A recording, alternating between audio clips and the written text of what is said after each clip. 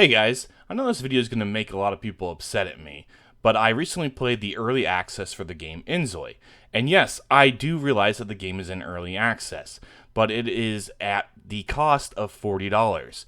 I tried it out, and you spawn into inZOI, and you get a couple places to choose from, and I chose the apartment area in the city.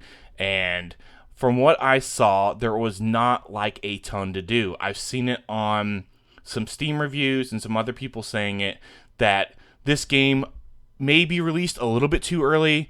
I think that there is not a lot of content in the game right now. Now, there is a lot of customization and things that you can do. The character creator is great. The customization on your house and things, all that building is great, but there's not a lot of stuff to do outside of that.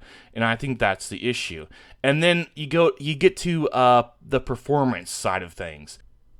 So I do have a Ryzen 5 3600 and RTX 4060 Ti. I do plan on upgrading my Ryzen 5 3600 in the future. I need to do a couple BIOS updates on my motherboard, and then I'll probably go for a Ryzen 7, one of the X3D chipsets. Those are really good, and once I update to BIOS, I think 7.40, I should be able to do that on my motherboard. But I did have some performance issues. I've seen a lot of other people with like an RTX 4080 having issues running it. And then someone on Steam told me, you should go buy a 5090 to run the game. Only the very rich should play the game. Like, what? Let me go spend close to $4,000 on an RTX 5090 to run the game. Then I would have to buy a new power supply, a new motherboard, a new processor, new RAM, basically update everything to be able to use a 5090 in my system. Because if you don't know, an RTX 5090 has been melting the power cores that go to it if you're not using the correct setup, basically, because it runs very hot and it drains a lot of power. So this person is saying that you need a 5090 to run this game, which is like, what? And I've had other people saying that. But, yeah, other people have been saying there's been a lot of performance issues as well. And I do realize it's early access. I know there's going to be someone in the comments that's going to say, oh, but this game is early access. And I do realize that. There's lots of games that come out on Steam in early access and run poor and are fixed later. But then there's the flip side of things. Some games come out in early access and that never get fixed, honestly. Now, this game does have DLSS and frame generation, and you pretty much need those on to run the game smoothly and consistently. But the main thing for this game is that I just felt like for $40 there wasn't enough content in it yet. Now, in the future, I could see myself coming back to this game and trying it once they've patched it, once mods have been put in, once the performance has gotten better. Then I will give this game another fair shot. But for the current moment and the current state that the game is in, I decided to refund it. And the thing is that there's a lot of people that are on Steam that are kind of like being fanboys for this game. And any kind of criticism that you give this game whatsoever, they're giving like clown emojis and stuff, and they're not taking it to heart. And that's the thing, is like, it's okay to have criticism of a game, because that makes the game grow. That makes the game get better. It's okay to have valid criticism of a game. And I think that's the problem here, is that there's a lot of people that are just like, oh, it's fine how it is. It's perfect how it is. You know, that people aren't, you know, I don't know. But I do feel like the player base for this game may drop after the first couple weeks of it being out because of there not being a lot to do. Now, I know The Sims has been out for way longer. You know, you have lots of games in the Sims series, and I personally enjoyed a lot of the ones on the PS2. I think it was Sims Bustin' Out on the PS2 that I really enjoyed, where you could do split screen with a friend, and that was really fun.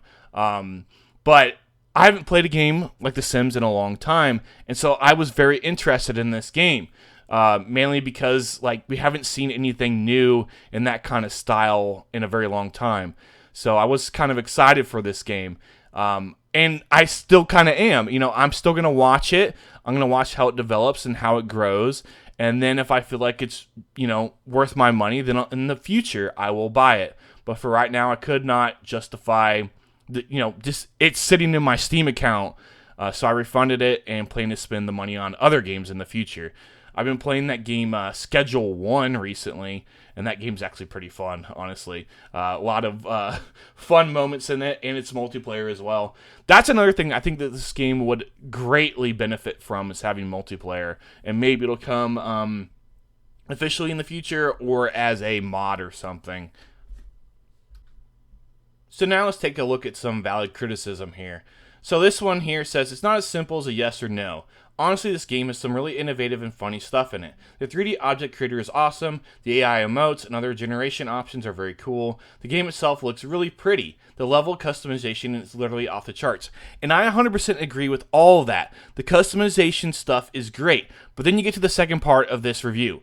But the thing is, there isn't really any content to play right now. So if you don't enjoy designing houses, ZOIs, your city, or furniture / clothing assets and such, then you aren't going to have fun with this yet. It really isn't a game yet. There are really only the creative sandbox tools right now. Looking forward to the future potential of the game, but right now, even though I personally am going to enjoy this, I would say do not buy, wait for updates. And I 100% agree. This is a game that should be looked at, and once there's updates and stuff, you should come back to it. And of course, it got 90 gesture emojis, even though this is a valid criticism of the game. Then, there's another review. Great character creator, but that's where the fun ends. inZOI feels completely bare bones. The only fun I had was during character creation, which is actually pretty solid. But once you start the game, your character doesn't even look like what you made, with the lighting, textures, and models seems totally off. And there is a part of that, because the character creator does look really, really good. I will agree 100% that with that, But beyond that, there's not much to do. The world feels empty, interactions are shallow, and it lacks meaningful gameplay. Feels more like a tech demo than a full game. Unless they add actual content, I can't recommend it. And of course, 12 more jester emojis. If you look at the comments on some of these reviews, you get a lot of people that are basically saying that, okay, so here's one person that actually made a good comment. It's crazy the amount of comments here are people not seeming to understand that cosmetics aren't gameplay. Like, sure, it's nice to have free range on your character and house, but that's not what makes a game a game. If the gameplay isn't there, as in stuff to actually do that doesn't involve customization, then yeah, the game needs more work. All the rabid people giving you clown votes seem to miss the plot. Like, yes, we get you guys. Yeah, I'm not gonna read that. Doesn't mean the game is good though. I think it has a good chance to be good though. We'll just have to see.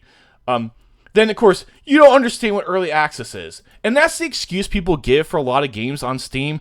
It's early access, it's early access. But how many early access games have come out and have never been fixed? Look at that. You really got to look at that. There's a lot of people that... Okay, let's go all the way to the start of these comments here. This is exactly what I was expecting from all the videos I've seen. Crazy how everyone is just hailing it as a Sims beater when there is no content. Just creation tools. Need to work on the AI relationships, free will system. All the things that Sims really stood out in their first game. But there's a lot of comments that will just bash the people for the review. Basically saying early access will get more. That's why I say, just wait. I'd say just wait on it. It's a game that definitely needs more access.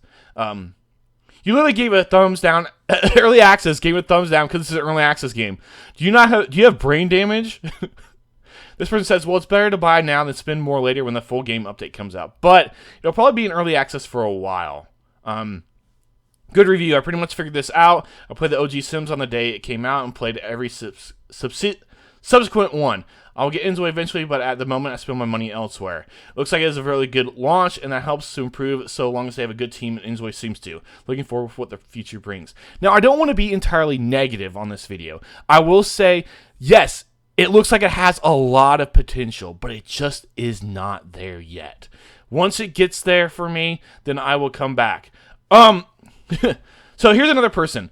No, shut up. cut the BS and stop acting just because the game is in early access that makes it immune to criticism. It doesn't. In early access or not, games need feedback to get better and improve. Stop acting like sheep and use your heads here. The OP has been quite positive with the game, enjoys just like you do despite not recommending it. Stop acting like negative reviews on a game you personally enjoy are personal attacks. They're not. Doing what you people do here is incredibly immature, and if anything, just hurts the game. Not only does it stop devs from getting the needed feedback, it can drive people away when they see that the community is hostile and enforces toxic positivity.